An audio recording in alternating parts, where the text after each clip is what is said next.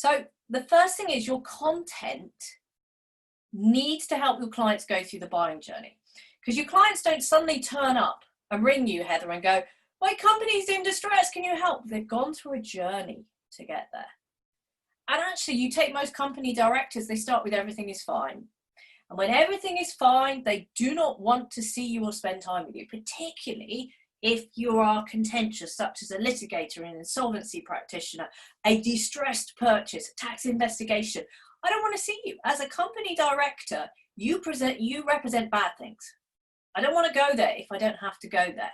And absolutely, Heather, taking them on the journey is really, really important. And this is what you've got to realize with your content. Now, when everything is fine, content is a great way to stay in touch with prospects and referrers. So very much if you're in that distressed purchase, it is about staying in touch with referrers. Now, at this stage, people are not interested in the minutiae. They're very strategically focused.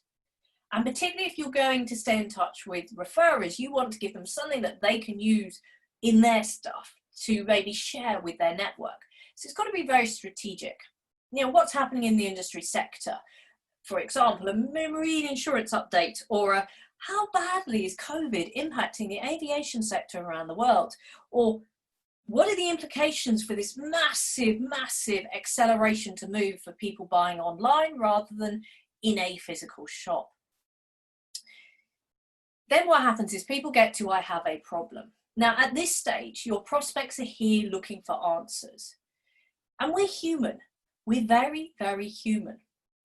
And Heather, I can imagine when people actually get to talk to you, they probably want you to say, no, it's not a problem. It's fixable. You're not going to lose your business. They probably want to know that they can say, thank you very much. Good to know that I don't need to do anything. Hopefully I won't speak to you again. That's because we're human and we want to know that we can safely ignore the problem. In fact, that's a brain-based thing. There's a threat. How do I make sure that it's no longer a threat? Can I educate myself to realize it's no longer a threat? So actually at this stage, your content needs to educate them about their problems and give them answers they're looking for. So how to solve their problems. It's a mixture here of strategic and tactical. So if you're going to write a case study at this point, it is all about, this was the issue, this was really the issue, this was the issue, this was the risk of doing nothing. What you want to do is really stick the knife in at this point, because actually what you do to take them on a journey is you have to motivate them to do something. You have to show them that they cannot safely ignore this problem. Sometimes you've got to do the credible thing and say, it's not an issue, don't worry about it. And so your content needs to educate them that they do need to do something about this. It is about something to do about it. I see we've got Newton with us. Hi, Newton. If you want to put in the chat box, Newton, about what you want to get out of this session, please do. Now, the whole point about I have a problem is to get them to take action, to realize that they need to do something. And at this point, when somebody knows they're going to take action, they get to the point where I know the outcome I want. So Heather, thinking about you as an insolvency practitioner, normally the outcome they know is either I want to exit, I'm guessing with my reputation unblemished, or I want to save the business. Is there any way I can do it? Or how can I do this the best way for my staff? How can I do this and still keep my personal wealth? I imagine they come to you, Heather, knowing the outcome, but they don't know how to get there on the journey. There might be, is this fixable? And when it comes to your content, once again, you can use it to get noticed. You can use it to educate your prospects. You can use it to build credibility. But at this stage in the journey, they want you to connect the dots for them. How do I go from A to B to C to D to E to F? How do I go from where I am now to the outcome? What's it going to take to go from each stages? What's it going to mean for me personally? What are the risks I'm going to face? What's it going to cost? Oh, I said the C word, money, cost. Absolutely. What's it going to cost?